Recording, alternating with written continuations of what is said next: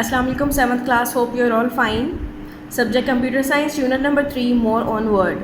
Students, in the previous lecture, we have studied about inserting and deleting text in a document. Now today we are going to start our new topic 3.2.2 and it's on page number 59, using undo or redo commands in the document. During typing or editing, a user can make a mistake. In case of a mistake, he can click undo button on the quick access toolbar or press Ctrl+Z shortcut key. Undo command provides a faster way to reverse the last action after making a mistake. Students, if you prefer your mouse, click undo on the quick access toolbar, or you can press the shortcut key Ctrl+Z repeatedly if you want to undo multiple steps. You can't undo some actions such as clicking commands on the file tab or saving a file. If you can't undo an action, the undo commands changes to can't undo. To undo several actions at the same time, click the arrow next to the undo, select the actions in the list that you want to undo and then click the list. In the diagram, you can see the symbol of undo. Redo command is used to reverse the undo action after using undo command.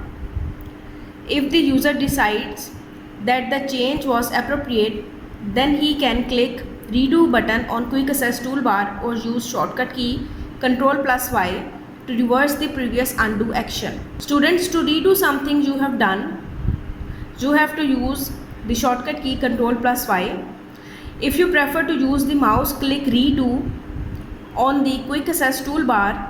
Students, remember that the redo button only appears after you have undone an action. In the diagram, you have seen the symbol of redo. Now the next topic, 3.2.3, inserting the current date and time into a document. Date and time of creating a document has great importance. According to date and time, a user can organize his document. A user can insert date or time or both into a Word document by the following ways.